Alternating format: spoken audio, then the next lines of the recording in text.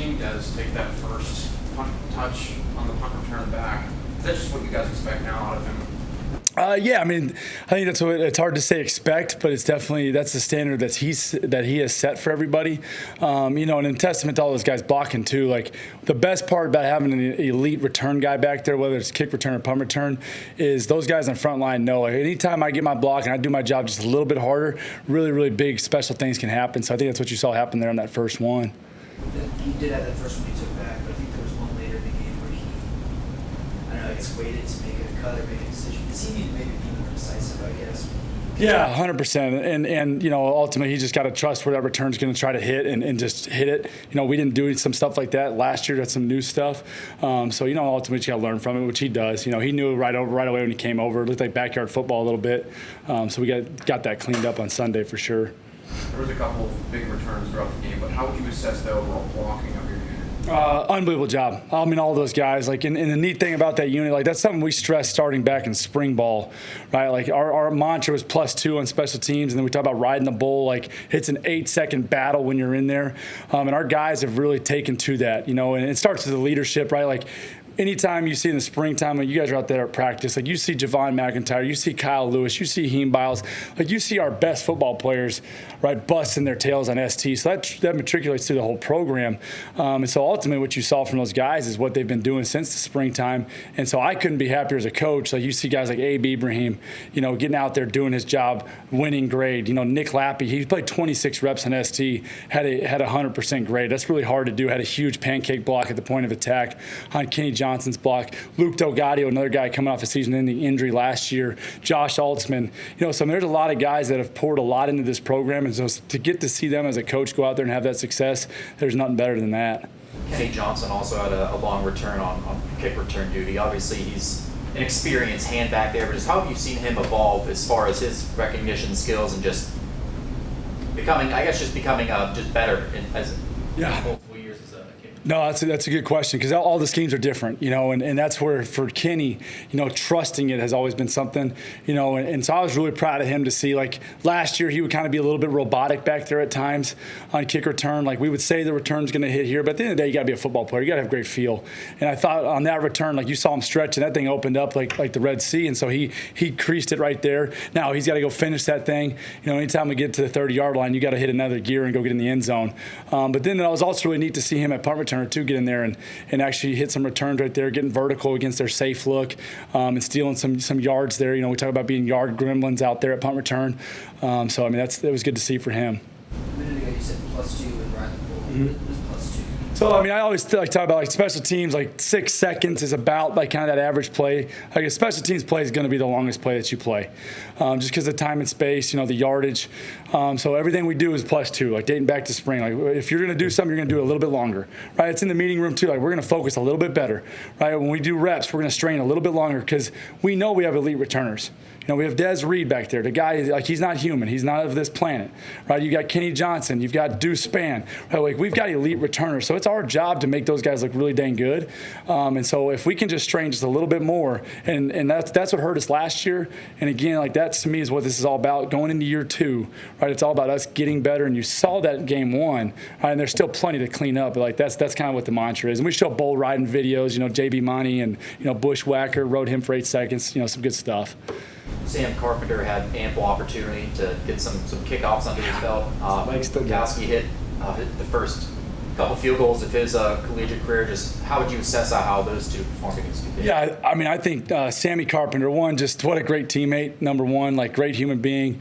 So proud of how he's handled everything from springtime to now. And really awesome to get to see him go out there and have an opportunity to handle the kickoff duty and take advantage of that opportunity too, right? Because at the end of the day, he's got to take advantage of it, and that's what he did. Now I wish we got the one back from the 20. We can't put that ball out of bounds. He knows that. But it's also a good learning example for our whole football team, obviously, with Malachi getting the penalty that led to us kicking off from the 20. So it's a great thing to learn from week 1. But really proud of him. I mean, 4-0 hangs, 5-6 yards deep. I mean, just can't speak high enough for what he did. Now we got to get his leg back underneath him because 12 kickoffs is a lot. And then Trey, I love the look in his eye. You talk about a freshman who's only been on campus for really 2 months, coming out there, winning the job the way that he did, being steely-eyed on game day, first time, like whatever, 55,000 people at Acrisure, and just the look in his eye on warm-up, like I went up to Coach Dews, I'm like, man, this guy's got it. And then to see him go out there, obviously they had the low PAT, we'll get that cleaned up, but man, he goes in there and banks 2 field goals after that. I mean, it says a lot about him. I'm really excited about where he's at and moving forward. Going back to last year, how easy was it to get those guys like Javon and Kyle to like buy in special teams? Recognize that as I mean, I wouldn't say easy, but what makes it easy is the staff. We got great staff that buys into special teams. Like they're echoing everything I'm saying in their meeting rooms. When we go on the field, all the coaches in the program, whether it's GA, support staff, obviously full-time coaches are coaching their faces off. So like that creates the buy-in. Right? And then from there, it's just my job to make it a heck of a lot of fun. And then obviously you got to have success, and that's the best part. You have success game one. Like now the guys know, okay, like there was even more guys on Monday and they're watching tape on Central, which I mean that's obviously a coach's dream. That's why we do it. So really excited. I don't think there were huge parts of the passing game, but how did you see your tight end play? Yeah, I mean, I thought, when we were called upon, we did our job. Obviously, I wish Malachi on a 3rd and 18 up the seam there. I wish he finishes that catch. We expect him to, and he knows that. But then he responded and obviously had the nice 33-yard touchdown there on the little slide screen. So, we took advantage of the opportunities that we were given. Now, in the run game, I thought we were physical. There's still things to clean up for sure. I think we had 5 pancakes, which is the most we've had in the game since I've been here. So just really love like the group collectively, like doing what we're called on. It don't matter what Coach Bell asks us to do. We're just going to do it the best of our ability. And then when the opportunities come, we'll take advantage of them. The snap distribution was pretty even amongst the tight ends. Is there anyone that you feel like maybe pull away a little bit more to try to get more snaps on this coming week? Yeah, I think that was by design. I mean, I think all of them did kind of what we expected them to do. I wouldn't say anybody necessarily pulled away. I thought Justin Holmes just obviously don't know a ton about him being a transfer. I thought he really rose to the occasion and looked even better than I was anticipating, just in terms of operating, understanding what was going on, which you kind of expect from an old guy that's played a lot of snaps at 2 different schools and 3 different offenses. So I was really pleased with him. Obviously, Jake, really pleased with what he does all the time. He's a consistent war daddy. And then Malachi, Malachi's a young guy. I think we take it for granted that he's been here, but he's only been here since last June. And only played 45 snaps last season. So I thought he came in and the moment wasn't too big for him. And the best part is that he responded after the drop. And that's something for him dating back to last year and even in the spring. Like if something bad happened, that's when usually he would start to kind of go in the jar a little bit, but he did a good job handling that. We have Dez and Kenny returning kicks, and I know Deuce is kind of in there as well. Where's the confidence level of Deuce to go out there if he's called upon, and anyone else that's kind of in that area, maybe potentially getting looks back there? Oh, yeah, big Deuce, a big horse, run hard, man. I mean, I think with Deuce, like I'm excited about him. I have a ton of confidence in him. The way we rep things, like, if Kenny goes down or Kenny needs a blow, I feel really, really good about putting him in there and allowing him to go execute too. And that's the beauty of having some depth there. And I don't think we necessarily had that last year. So I really like Deuce. I like Blue Hicks too. Obviously, you see how special he can be with the ball in his hand, whether it's 2 hands or 1. I like all those guys back there.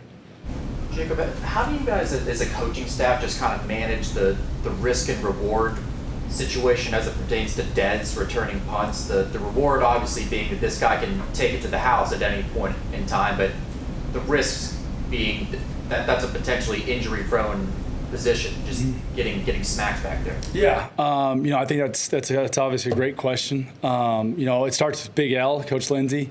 He's a tough-nosed guy. He's like, whatever we need to help this football team, we're going to do. And so, that's the way we always look at it. Like, right, wrong, or indifferent. For me as a coach, like, I'm always going to err on the reward part of things. That's just who I am as a person. We're going to be ultra aggressive. Coach Dews brought me here to be aggressive.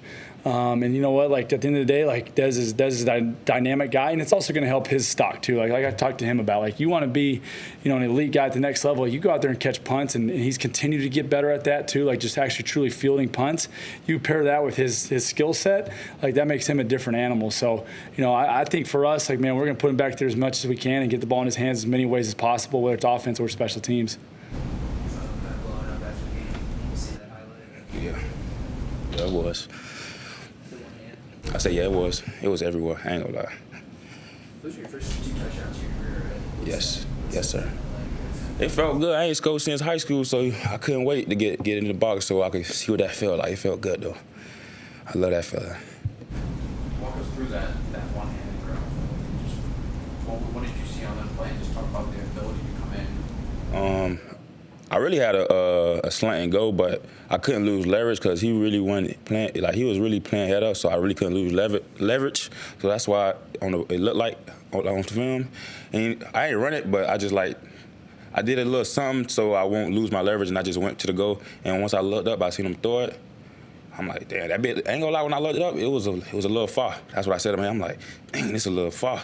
I just stuck my hand out, and then it just dropped right there. I just scored it. Yeah. Say it was a little far. Yeah. Pass. Now, you showed some separation there. Just talk about your ability to separate from the defenders. I just be going. I don't know. I just go. I don't know. That's all I can say. Just go. I don't want to talk through camp in the spring about just your speed, getting you the ball and letting you make plays that way. But both those touchdowns were more just going out there and making a catch.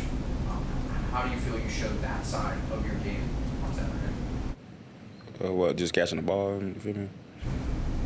Good. Coach Hardesty talks about like, oh, we need to get you in space. Yeah. I like the little again, being in space too. I ain't really had no long receptions for real, like, cause it was sudden change, so we kept getting like short field. You feel me? And then the first one that was like on the goal line, so that was short. I knew it cause of the play.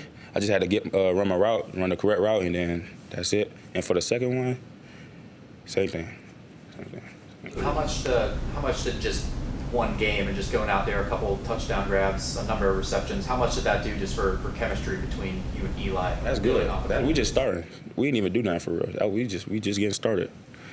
We just getting started. Now, you had 4 receptions, but also the ball was spread around to all the different receivers. How does that take the pressure off you, knowing that there's a bunch of different guys that can make plays? It's just like we all gonna do our job. Just be happy for whoever get the ball, and so because we all know it's gonna come. So just gotta do our job and just be happy for our brothers, whoever get the ball. You feel me? And it's gonna just come, I guess. Where do you feel like your skills in the locker room? See, I don't even know. I messed up on one of my blocking plays, but it could always be better. It's good, but it could always be better though. I feel like you guys as a unit handled your first game action without Jeremiah and Jane, being a little bit thinner than you might expect. I feel like we handled last week pretty well. I mean, those are big losses, I wish we had those guys with us. We made it even better last week as a team win. But with the guys that we had, I feel like we executed pretty well, and we got the job done. So all that matters. Can you take us through the play where you had your sack? Yeah, I was just doing what I'm taught, playing in coverage, and then just going to be a ball player that Coach Manny, he always talk about take your shot. And, it was one-on-one, so, I had to make a big play where he was going to probably run or throw it away. So, but, yeah, just the sack, just applying everything that, we've done in camp and over the spring and all that. But led to that moment, yeah. And how overall just would you assess yourself versus Duquesne? How pleased were you with your snaps Saturday? For what I got, I can't complain. I was happy, to even be out there. But I wasn't perfect, but watching the film, seeing the stuff that I missed in the game and that I can improve on for the game upcoming this week. How important is it for you now to maybe be more versatile, or just given that you guys are a little bit thinner, do you have to put a little bit more emphasis on being able to play multiple positions and everything like that? Yeah, that's just from Coach Manny trusting me in, just being able to be comfortable learning more, and just not feeling like I can only do one thing, trying not to be one-dimensional, I would say. And I just think that's probably been the biggest help for me, just being open and learning more. Under Manilak, there's been a lot of linebackers within their first or second year in the program that have stepped up and been relied on a lot more. How are you handling that this year? Just taking it every day, one play at a time. Just not really overthinking the moment. The coaches wouldn't put me out there if they didn't believe I could do it. So I just gotta go out and just be confident in myself and believe all the things that I've been through in camp and in the spring. Is that something you do about Coach Manilak, is that he's not when you're a freshman coming in there, is that something he says that everyone needs to be ready right away? I mean, that's just the thing I feel like that all the coaches have really preached. Just, you know, you never know when your number may be called. And, I mean, stay ready, you know, you never got to get ready. And whenever the situation may come. So that's just something, yeah, I've seen it in the past, but I feel like that's just something that I've been really just taught my whole life to just be ready for whenever. And Central Michigan is going to be a pretty unique look for you guys as far as the teams you'll play for the rest of the year. They use 3 quarterbacks, as I'm sure you've seen in the film room, run the ball 70 to 80% of the time. Just what kind of challenge does that present for you guys as LBs and just the front 7 in particular? I mean, it's going to be a big game for us up front. You know, just got to really trust in our details, trust in what we've been seeing on film and going over in practice. But I feel like with just trusting in each other, you know, not letting each other down, just playing defense, I think we should be good. I know you were out there I believe you were out there for the big Joey Isabella catch, that like 55-yarder play action pass. How do you guys feel you defended against the play action pass on Saturday? What could you guys maybe do better? I mean, truthfully, I feel like that play was on me. I feel like I could have helped our safety out a little bit better, you know, made that even an easier play for him, just because that's a big play in a lot of space, you know. But, I mean, in the moment, it was just we just kind of had to shake that off. I mean, he didn't end up scoring that play, you know, so we got another opportunity to stop him. So we just had to shake that off and go to the next play. But I feel like coverage-wise, we were really good last week, I think. So.